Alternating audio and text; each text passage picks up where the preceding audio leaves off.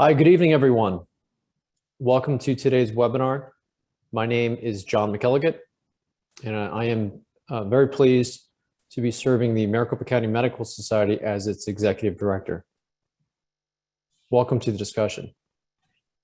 I'd like to extend a special welcome to everyone who has joined today's webinar, especially the Arizona healthcare professionals and our partners and colleagues in Arizona and the Southwest.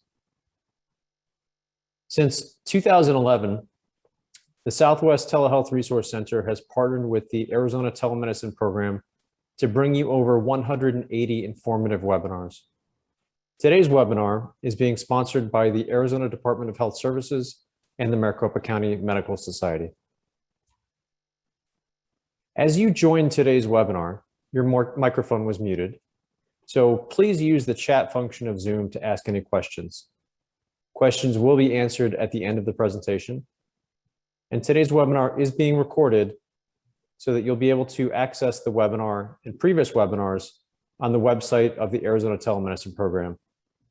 You can see the URL that's listed there, and we'll also post the URL in the chat. CME is offered for this event. We thank the University of Arizona College of Medicine, Tucson, for having designated this live event for a maximum of 1 AMA PRA Category 1 credit. Physicians should claim only the credit that is commensurate with the extent of their participation in the activity. Our disclaimer tonight is that the opinions expressed in this presentation and on the following slides are solely those of the presenter and not necessarily those of the organization sponsoring this webinar. The organizations do not guarantee the accuracy or reliability of the information provided herein. To request your certificate, either a CME or a non-CME certificate, please complete the evaluation via the SurveyMonkey link that's shown here.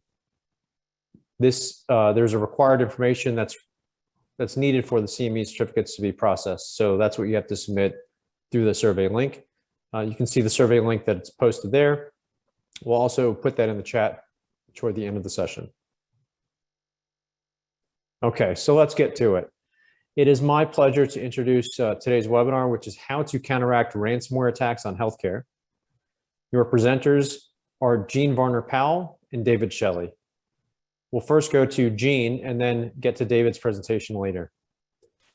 Jeanne Powell, JD, is a senior legal risk management consultant for MICA.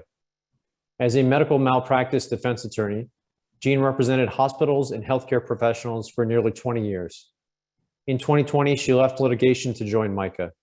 She writes and speaks on medical professional liability topics and consults directly with insured physicians and practices. Jeanne, thank you so much for speaking today. The floor is yours. Thanks, John, and thank you everybody for joining us tonight. I've got quite a bit to cover, and Melanie's going to advance my slides for me, and I'm going to jump right in. Ransomware in healthcare threatens patient safety, and it exposes healthcare professionals to privacy and medical malpractice lawsuits, as well as regulatory investigations. The price tag for even a small medical practice to respond to and recover from a ransomware attack can soar into the millions.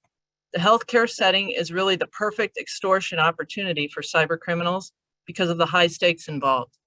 If computer systems are disabled, hospitals and medical practices can't provide patient care. Patient data is also a valuable commodity, estimated to be worth 10 to 20 times the value of credit card data on the dark web. And healthcare organizations are easy targets with many weaknesses that make them vulnerable. Compared to businesses in other industries, statistics show that healthcare organizations are less likely to have backups available, less successful at discovering and stopping malware attacks before data is encrypted, and more likely to pay ransom. They also have a number of challenges making them vulnerable, using outdated legacy systems that are no longer incorporating the latest security updates, limited information technology budgets with money devoted to speed and information sharing more so than data security, staff that are undertrained on cybersecurity measures, and a spike in remote access as a result of the pandemic.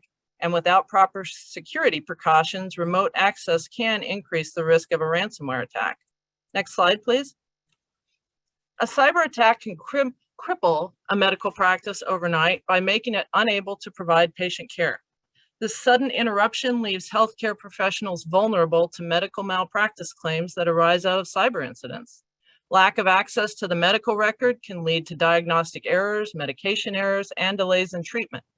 Recently, a patient in Germany died while she was being diverted to another hospital because the hospital she went to first had suffered a ransomware attack.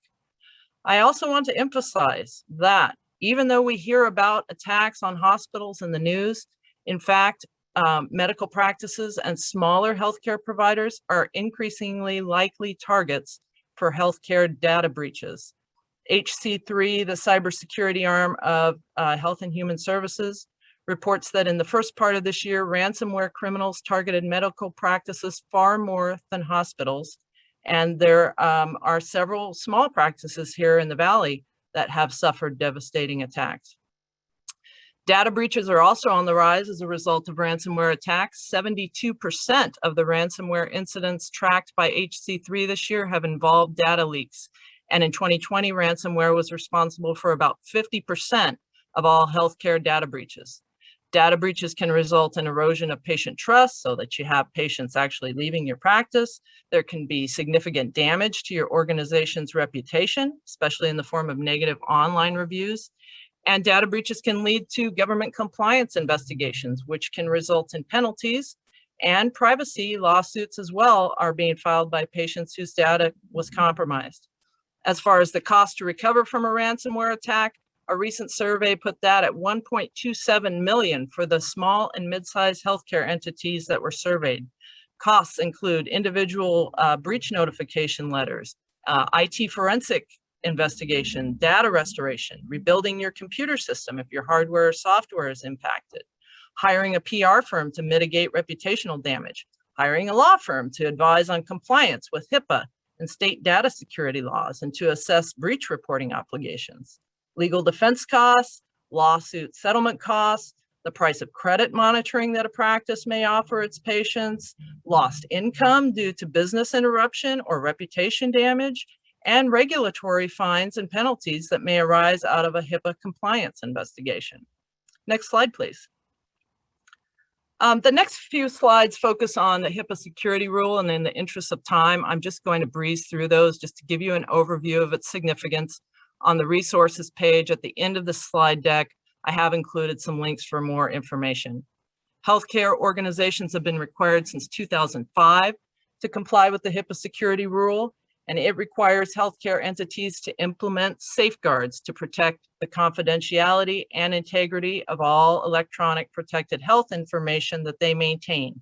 And that's not just information in a patient's electronic health record. It also requires healthcare professionals to ensure that only those individuals who should have access to EPHI do. Next slide, please.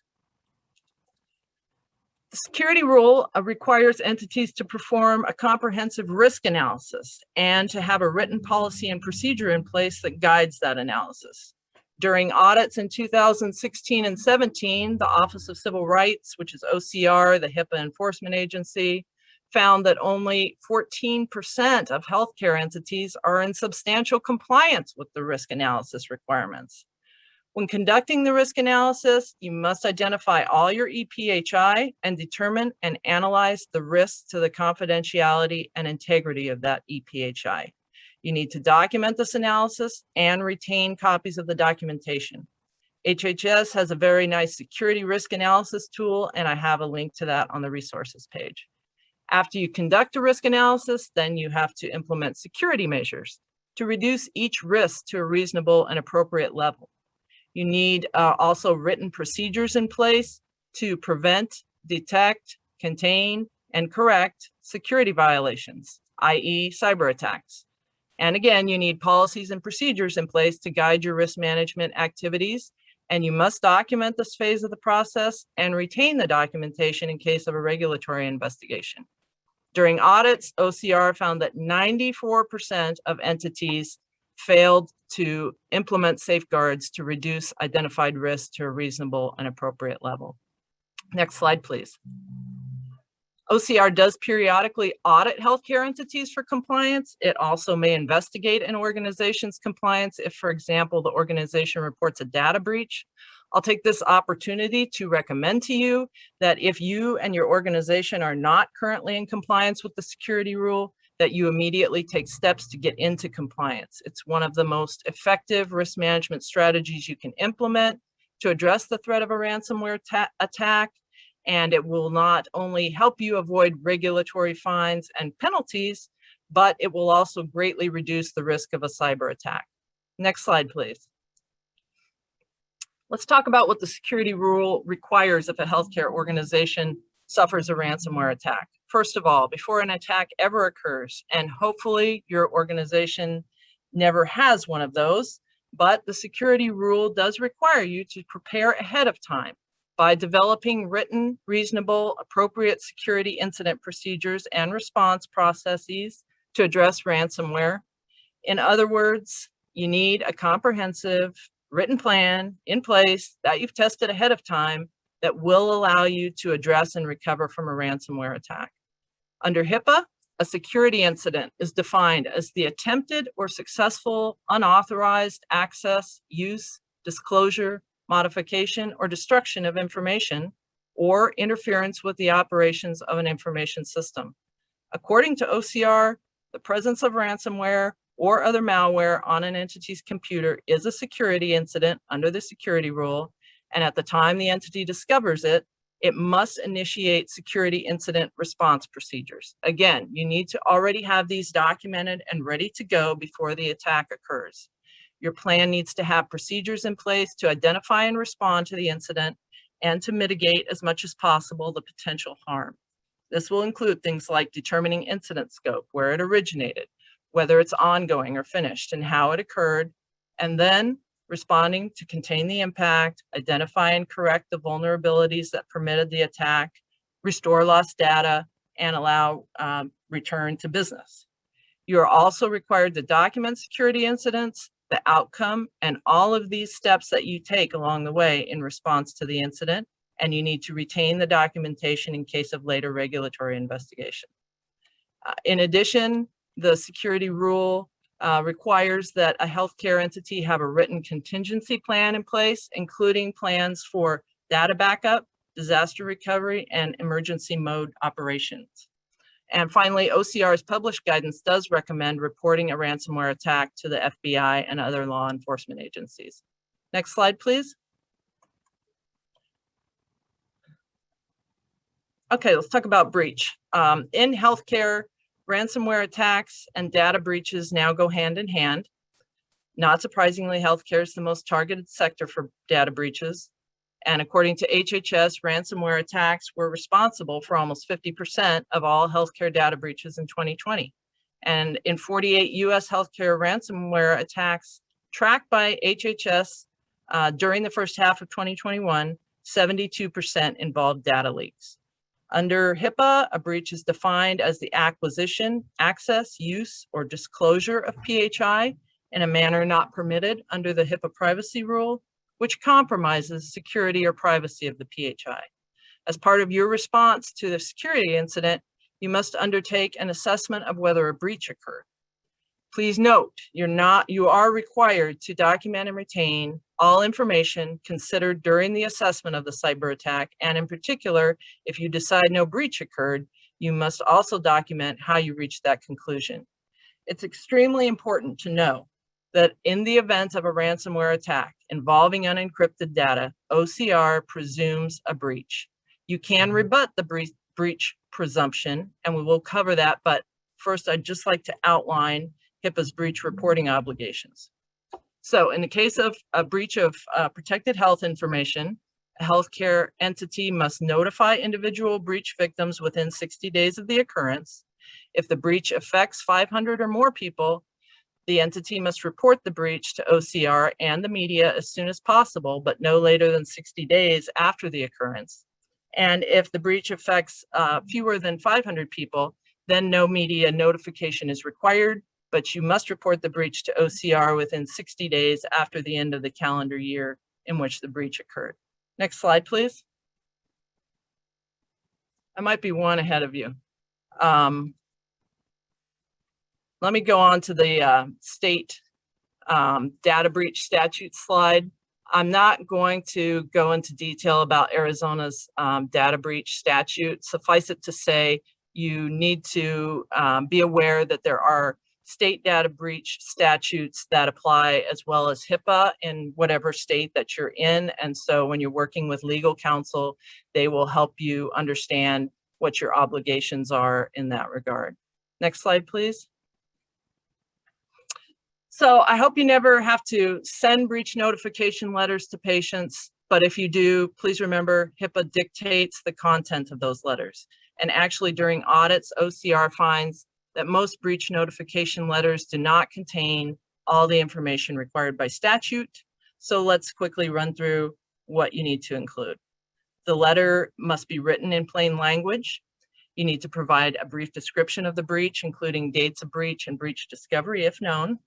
Describe the types of information involved, list steps that affected individuals should take to protect themselves from potential harm, describe what you are doing to investigate the breach, mitigate harm, and prevent further breaches, include contact information for your practice or organization so people can ask questions. That may be a toll-free number that you set up specifically for that purpose, or an email or postal address or a website. You must send the letter by first-class mail. And remember, it needs to be within 60 days. And if you have contact information for 10 or more patients that's out of date or insufficient, which I imagine many practices have that, then you must provide a substitute form of notice. You can do this by posting a notice on the homepage of your website for at least 90 days, or by posting a notice in major print or broadcast media in the area where patients reside. Next slide, please. As I said, you can rebut the presumption of breach. This is not a task a medical practice undertakes on its own. This will be a task delegated to an IT forensics team and a legal team. To rebut the presumption, you must show a low probability that the PHI was compromised, considering the nature and extent of the PHI, the unauthorized person who used and received the PHI, whether the PHI was acquired or viewed, and the extent to which the risk has been mitigated. In addition, in the situation where the data is encrypted and remains encrypted at all times, there's no breach. However, this is a technical determination that, again, you will need to delegate to technical and legal experts working on your behalf. Next slide, please. As part of rebutting the breach presumption, it's crucial to conduct the assessment and the investigation of the attack in a way that preserves technical forensic evidence. You need this evidence to support a determination that no breach occurred. You want to show that no breach occurred because then you will not have breach notification obligations. This will save you time, lots of money, and it will preserve trust and goodwill with patients. Again, you will rely on your technical and legal teams, and you need to get these teams in place right away after an attack. To do that, check your cyber liability insurance policy for instructions on reporting ransomware attacks. Once you report a claim, your cyber carrier may assist with selecting an attorney experienced in HIPAA investigations and an information technology company specializing in ransomware remediation and forensic analysis. You should also consider reporting ransomware attacks to your medical professional liability insurance carrier. Next slide. In the interest of time, I'm not going to discuss this forensic do's and don'ts slide, but it's a great list of considerations, and hopefully the message it sends is that you don't want to forge ahead on your own in terms of system recovery activities. Get a technical and legal team in place that are experienced in ransomware. They will direct the activities in order to preserve the forensic evidence. Next slide, please. A brief discussion about lawsuits and allegations. In data breaches involving large health systems, for instance, Banner a few years ago, or this year, the Scripps incident, we're seeing class action lawsuits being filed. Most of those class action lawsuits are alleging various state law claims, including violations of state privacy laws, negligence, breach of contract, breach of fiduciary duty. Some of these are being dismissed by judges on the basis that the damages or injuries claimed are too speculative or not legally compensable. For instance, in a case against Envision Healthcare in Nevada, the plaintiff claimed that she suffered lost time reviewing consumer credit reports, stress from dealing with the effects of the breach, worry when applying for new credit cards, concern that damage to her credit worthiness could impact her ability to obtain credit in the future, and diminution in value of her personal and financial information. The trial court in Nevada dismissed that case. The dismissal was appealed and eventually reached the Ninth Circuit Court of Appeals, which also affirmed the dismissal on the basis that the plaintiff had not alleged compensable damages and that they were too speculative, and there was no indication that her personal information had actually lost value. In a federal lawsuit arising from a 2020 ransomware attack in Pennsylvania, the judge dismissed 2 claims alleging the attack put the plaintiffs at greater risk for identity theft. However, the judge allowed a 3rd plaintiff to go forward with his claims, and that plaintiff said that the IT system's downtime caused a delay in surgery that he needed to treat a medical condition. Because of his delayed surgery, he alleges, he continued to miss work and then lost his employer-provided health insurance, forcing him to purchase a higher cost insurance. Here's one more lawsuit scenario. Tech company Electa provides cloud data storage solutions to cancer treatment patients nationwide. Electa suffered a ransomware attack, which forced it to take its software offline for a period of time. Plaintiffs have filed a class action lawsuit alleging that this downtime prevented or delayed treatment for many cancer patients. And then finally, after a ransomware attack on an Alabama health system, patients filed a lawsuit claiming they were forced to forego medical care and treatment or had to seek alternative care and treatment due to the health system's inability to access its medical records. Next slide, please. So in closing, I would like to stress, you should strongly consider cyber liability insurance with adequate limits to cover the costs that you could incur if you suffer a ransomware attack. Contact your broker or medical professional liability insurance carrier for more information. And use HIPAA security rule compliance to manage cyber liability risk and to avoid regulatory fines and penalties and corrective action plans. MPL and cyber carriers often have resources to guide you in this area. Carefully vet and select a reputable IT vendor if you're outsourcing your IT work. I've talked to physicians who thought their tech vendor had everything covered and they didn't. And for instance, they thought the vendor had backups and it ended up there was no usable backup to restore data. You should be checking with your vendor periodically for evidence that they are doing the work that you've hired them to do and that they also are complying with the security rule. In fact, there's one lawsuit that arises out of a ransomware attack on a tech company that provided cloud housing and IT services to medical practices. And in that case, the patients of the medical practice are suing this tech company as well as the medical practice, and they are alleging that the medical practice had a duty to vet any potential tech vendors to ensure that they were equipped to safeguard the sensitive information in their care.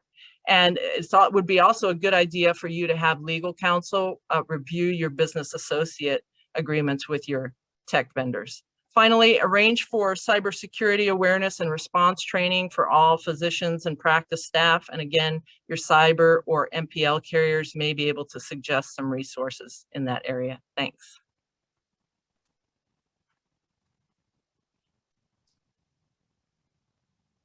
This is John McKelligot back. Jeanne, thank you so much for sharing that information. That's a lot to unpack. And I hope that people have some questions or some comments. Please add those to the chat. We'll get to them later. I already have 1 or 2 written down that we could get to later. And I know, for example, people respond to incentives and disincentives. And the disincentives that I wrote down were fines, lawsuits, impacts on patient care, mortality potentially, and also the reputation of the practice or the hospital. So I think we'll get to that later on. So Jeanne, thank you again so much. Our next speaker is David Shelley, who is the president of BVA Incorporated. David grew up in Washington, D.C. and has been living in Arizona since 2004. He loves helping organizations to stay current on cutting-edge technology that is reliable, secure, and current. David considers himself to be a very transparent individual who is fair but stern. Having a talented staff allows David to focus on being a competent technology advocate and leader. He has a strong background in project management, technical delivery, and customer relations. David, thank you so much for being here. Thanks for sharing your knowledge with us today. The floor is yours. Thanks so much. Hello, everyone. Thanks for the time. So what I'm going to go over today is some helpful steps to address ransomware that is hitting a lot of healthcare organizations as well as a lot of commercial business, but primarily the healthcare space. What I do primarily is we also manage a lot of IT. I'm, a virtual CIO and working with healthcare internal IT staff, but we also come in and we'll say bat cleanup, so to speak, when a breach occurs. And already this year we've done that with 3 healthcare organizations in this state where a breach did occur, and we had to go in there and try to get them out of there. And that's the most difficult thing that no one really ever discusses is once they're in there, it's extremely difficult to get them out.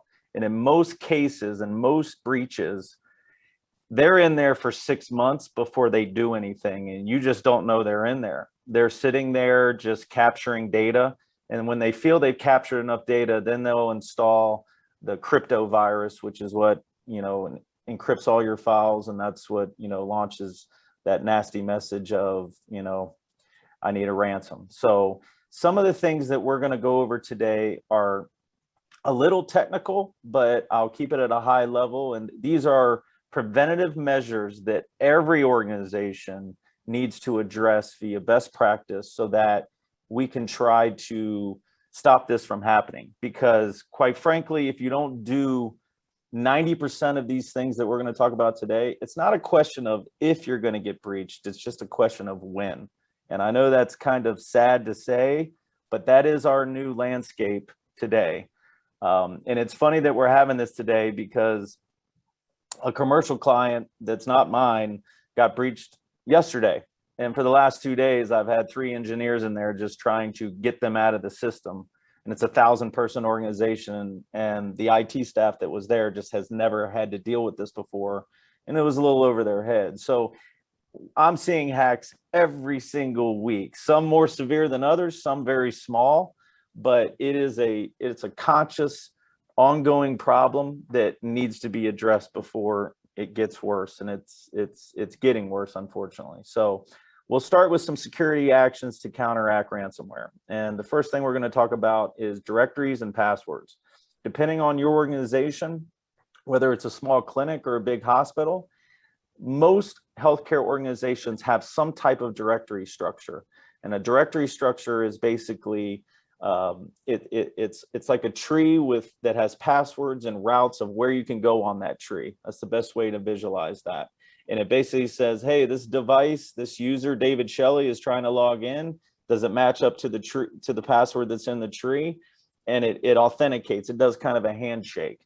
So that's something that should be in every single organization. All the tools that you hear about in the media, the Carbon Blacks of the world, the Sentinel-1, the CrowdStrikes of the world, they all require that as a basic foundation for their product to function properly. And most healthcare clients that I have, when I first get in there, their network is a peer-to-peer. So there's no directory structure. They kind of just map drives to everything. And that is a very dangerous way from a security standpoint to lock down your system because there's nothing to authenticate towards. So the first thing you need to do is have a strong directory structure. Microsoft has Active Directory. Linux has some directory structures out there that you can leverage that are quite secure and perform very well. So no peer-to-peer networks. It has to be a directory-driven network configuration. Installation and support. So that being said, all devices need to authenticate. So in some situations, let's say an X-ray machine or some service-based machine, they don't join to the directory just because it doesn't work properly. That is a huge vulnerability point. So when I say that, every single device needs to be on the directory authenticating every time someone logs in. No one sharing passwords. Everyone has a unique signature password to that particular user and that device. Another thing that we see quite frequently is changing passwords. Even some of the large healthcare organizations here in this state don't change passwords every 90 days.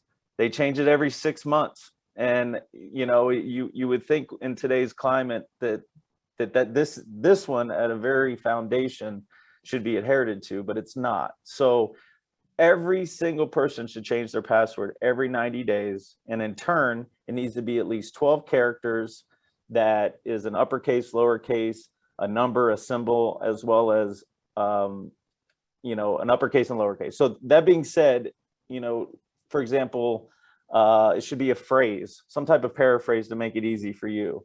Like, I love red wine, but use numbers and lowercase and uppercase so that you can remember it. Because people always tell me 12 characters is unrealistic. No, it's not. You just can come up with a phrase that's close to you and you're going to be able to remember it. Just a 12 character, in my organization, I have 4 ethical hackers. So we are constantly testing the limits of organizations and their security. On a 12 character password, and I have a nice little tool on my computer that can break a password, an 8 character password in 24 hours. A 12 character takes me 6 months. So that goes to show you how much just adding from 8 to 12, how much more secure you are, just from that standpoint. Okay, going down to locking down the users. So this is a sensitive subject, especially within organizations and especially in healthcare, of what the users can and can't do when they log into their device.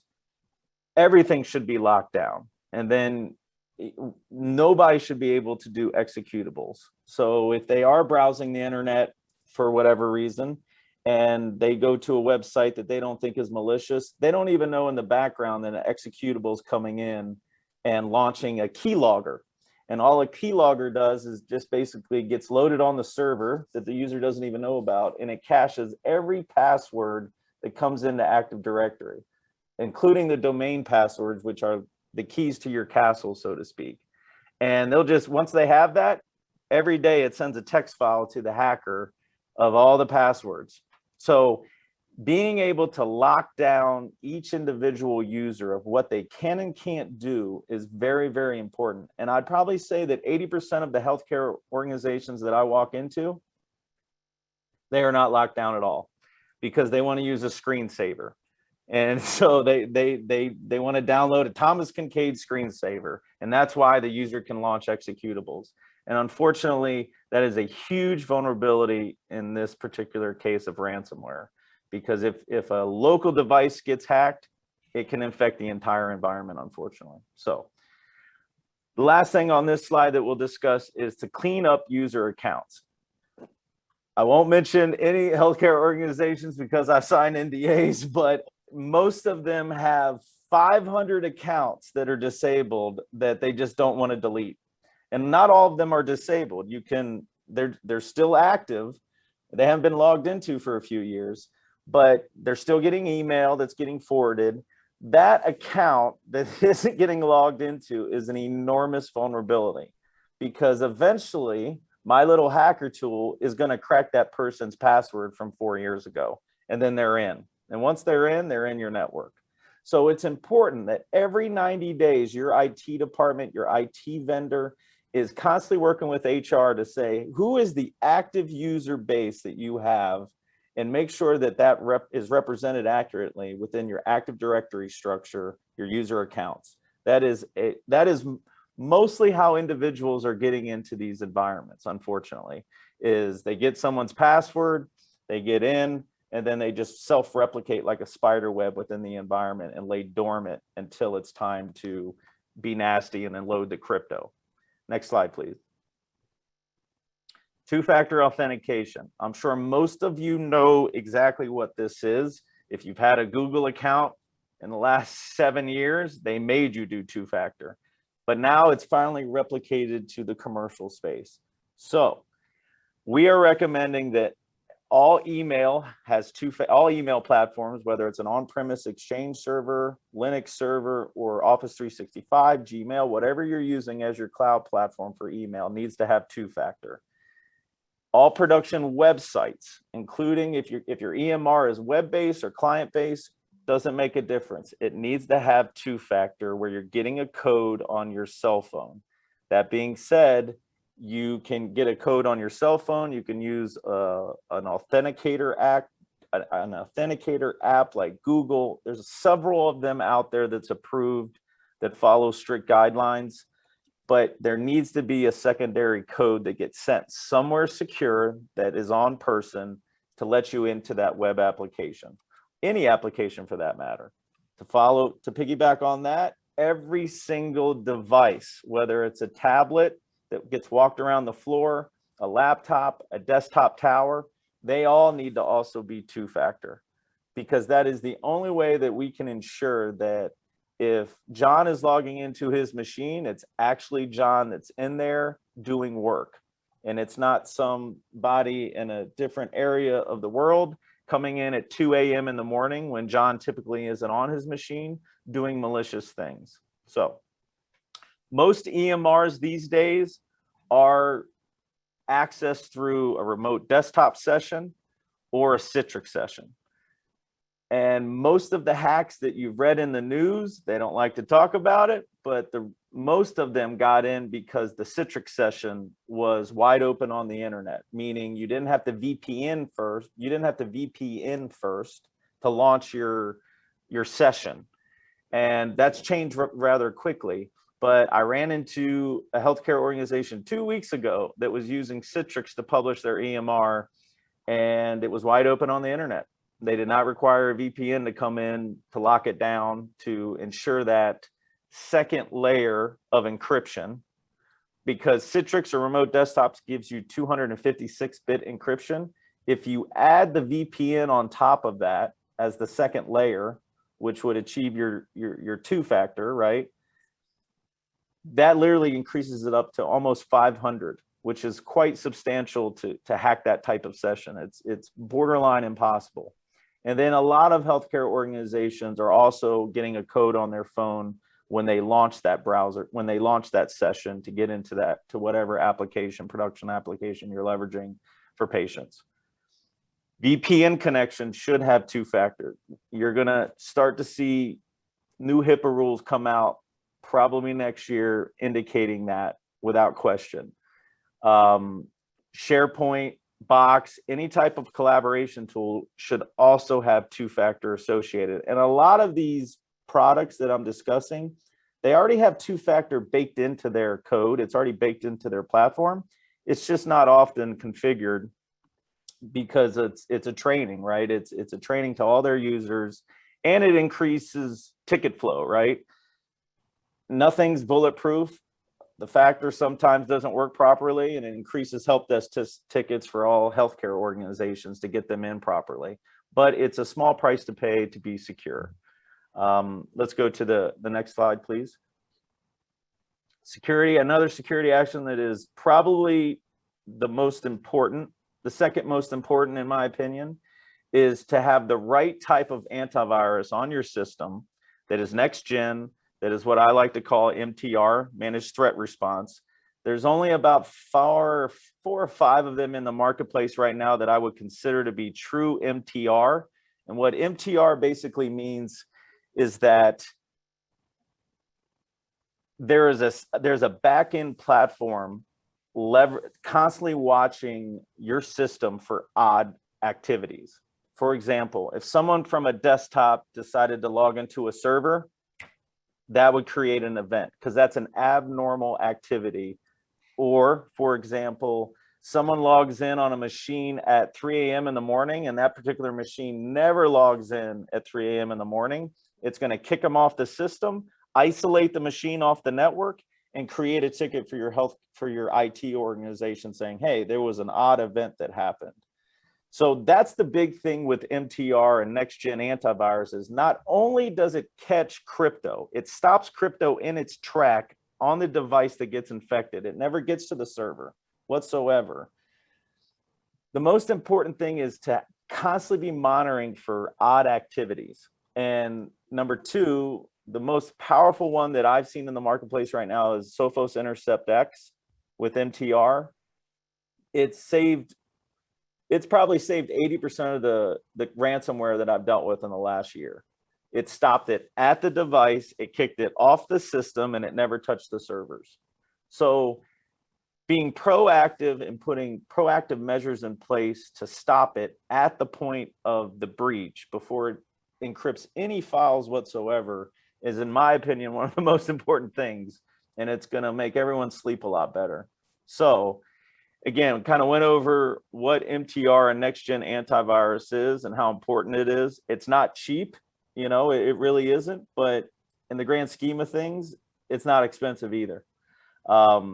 And the big thing that most healthcare organizations, they have strong antivirus, but they don't have the vulnerability piece of it, where there's a back-end NOC, is what we call it, a network operations center, that is constantly managing the activities that are being done on the system, and specifically for ransomware-like activities. And again, security, in my opinion, is built in layers. There's not one platform that can do it all. And I'm sure you've seen a lot of commercials about SentinelOne and CrowdStrike, which are all great platforms, but they can't do it all, you know. And the best thing is you can use a product like that, but stack it in layers so that if one fails, you have other ones that will cover those gaps in the event of a failure. That's the best way to do it.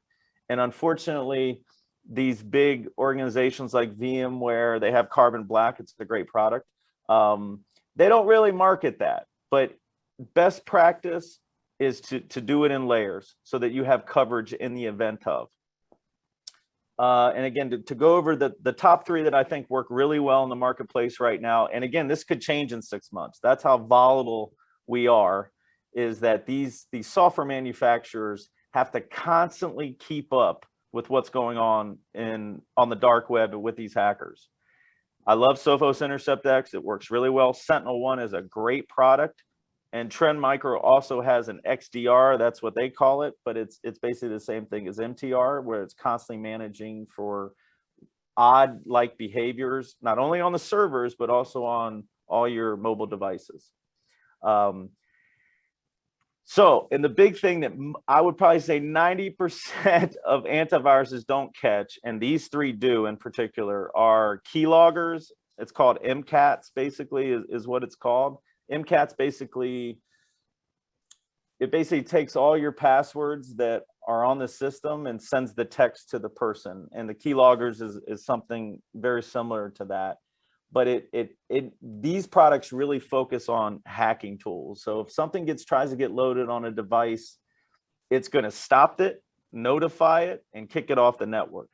So these are the preventative measures that I feel are very prudent to stop ransomware from even getting within your organization. Next slide, please. Commercial grade firewall. So people think they have a commercial grade firewall, and we're talking about large organizations that are in healthcare, and I walk in there and they have $1,000 firewall in there. $1,000 is a lot of money. But that being said, most firewalls don't have these things outlined right here. And in my opinion, the most important thing is vulnerability count. Most firewalls have 10 to 20. You pay for what you get. You want a firewall that has less than 10. And the reason why I say that is, you know, I can go on the dark web right now and find vulnerabilities about very expensive firewalls that are in production, and I can lean against that vulnerability, and potentially it might take me 3 weeks, but I'm going to hack into that firewall. And these are things that never get discussed in the marketplace. So I am very stern with my clients and tell them, you need this firewall, this is the reason why, and you need to pay for it, because it is the most important appliance in your entire environment. It's your gateway. It allows the traffic that goes inbound and outbound. It's kind of the bouncer of your network.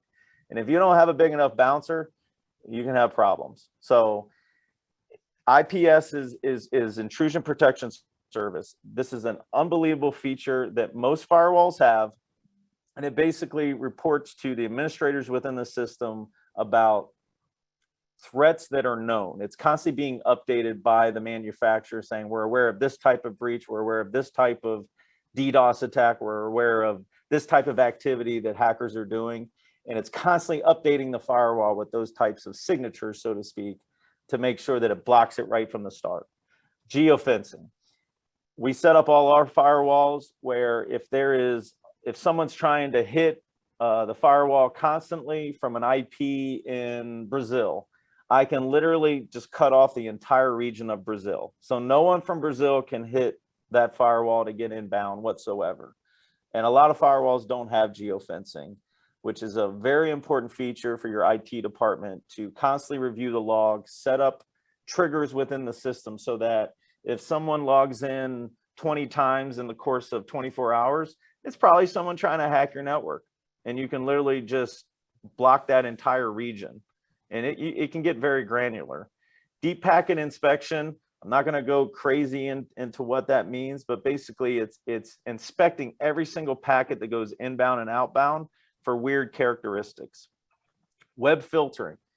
Web filtering, I will say this in most healthcare organizations, web filtering is turned on and it is blocking a lot of malicious websites, but I tend to find it being at the lowest setting, meaning they still want people within their organization to browse.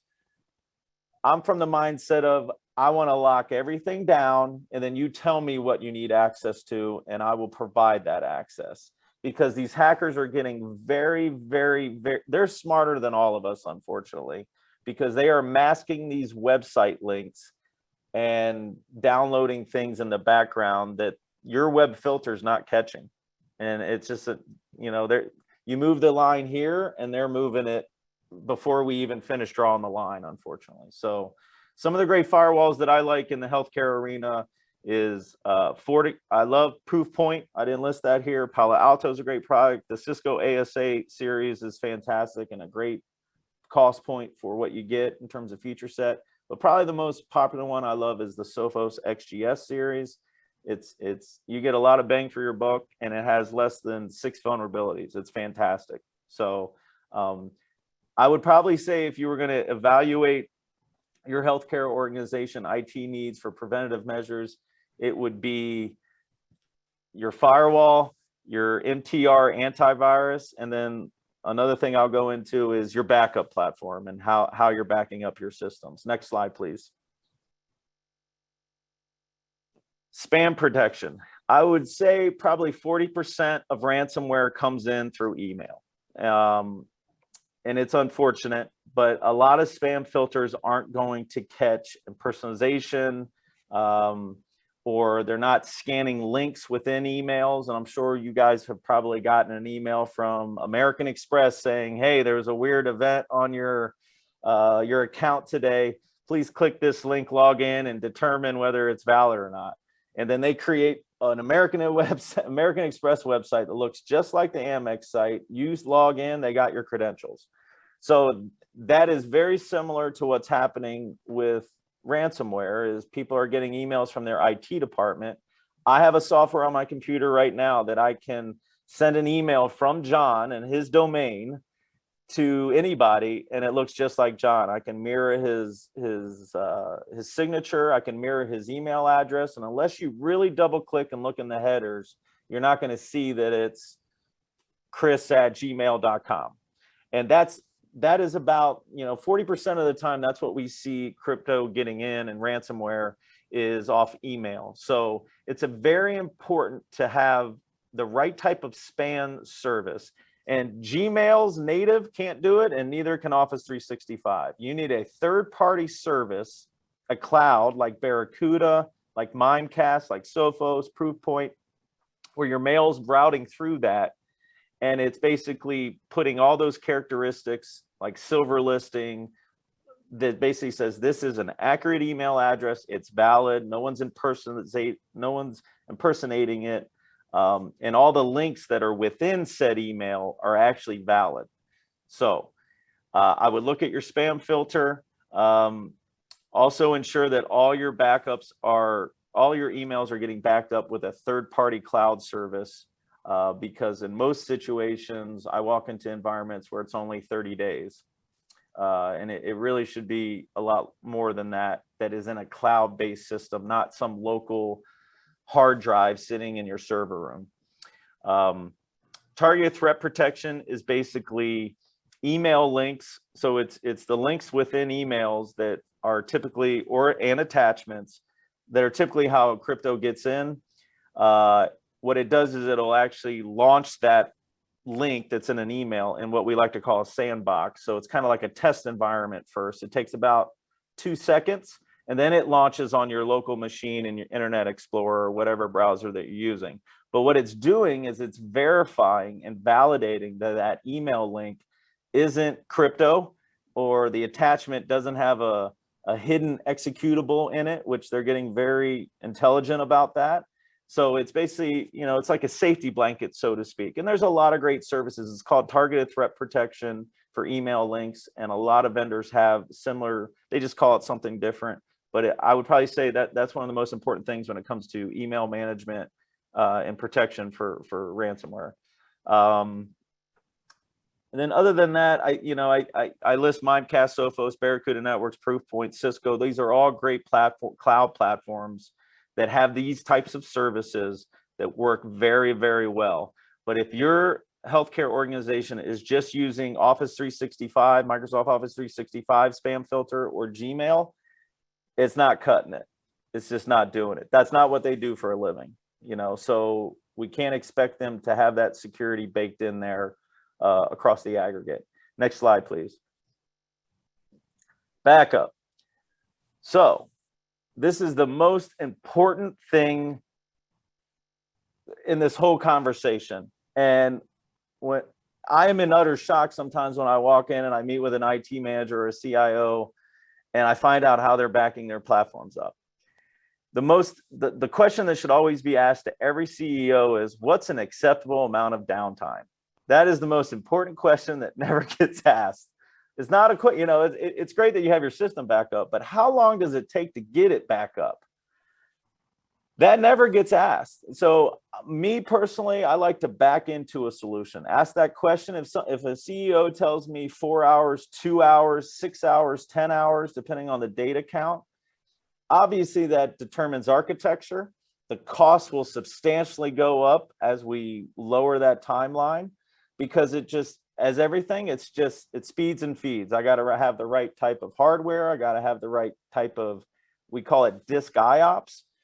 Because I got to have a highway to push all this data through. So if I have a lot of data to push back down, and I have a 1-lane road, it doesn't make a difference how fast the servers I have. If I don't have the right pathway to build it,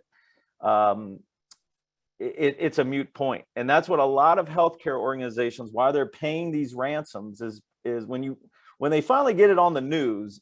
Every time I hear a breach about a healthcare organization that has to pay the ransom, it's not because they want the patient data back, because the patient data is on the dark web. I can go on the dark web right now, unfortunately, and find patient data within 10 minutes. It's that they need their data back because their backup system was not sufficient enough. And maybe they were able to get 60% of it back, but that 40% is going to cost them a lot of money and a lot of lawsuits. So they need that 40% back. So that is, every time I hear the news story of crypto and someone paying a ransom, a healthcare system paying a ransom, it's because their backup was not sufficient enough. Because it's a delusions of grandeur to think that these hackers are going to give you back your patient data and take it off the web. It's on there. I have 3 websites I can share with everyone, and it's all on there. You can literally name 3 people. You can name any person you want and find all their information. And that's very unfortunate. It's sad, but that is the climate that we're in. So that being said, having a point in time backup solution. And what that means is, if the event happened at 1 o'clock yesterday, and I just found out about it right now, and that's how it happens. It doesn't happen immediately. It doesn't happen that fast, right? I can track it back to 1 p.m. yesterday. I can go to the 12 o'clock image and push it all down. right before the breach happened, before the encryption happened. And yes, it might take 2 to 6 hours to get the environment back up, but I can walk into the CEO's office or the CIO's office and say, I'll have you up in 6 hours. I already have it going. And that is what every healthcare organization needs to get to, is to have a true disaster recovery plan in place with established timelines for restoration. Every healthcare organization has their system backed up. It's just how well is it backed up, and then how quickly can I recover in the event of a disaster? Those are the things that typically get overlooked because there is cost associated to it. But you can find a happy medium is the grand takeaway from this. Is you can find a happy medium within a cost footprint and get you up and running within 6 to 10 hours. And that's kind of what I'm seeing in the marketplace, where it doesn't, in terms of the best bang for your buck, so to speak. But backup is the most important thing. Here are some of the backup platforms that are used a lot in, not in the big healthcare systems. Commvault's used a lot in the big healthcare system, but in your medium-sized systems, Quest Rapid Recovery, Veeam Recovery. Commvault is a fantastic product.